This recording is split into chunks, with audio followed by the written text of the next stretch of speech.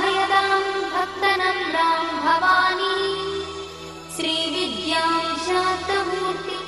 सकलसुरतां सर्वसम्पत्प्रदात्री श्रीमाता श्रीमहाराज्ञी श्रीमत्सिंहासनेश्वरी चिदग्निकुण्डसम्भूता देवकार्यसमुद्यता उद्यद्भानुसहस्राभा चतुर्बाहुसमन्विता रागस्वरूपपाषाढ्या क्रोधाकाराङ्कुशोज्ज्वला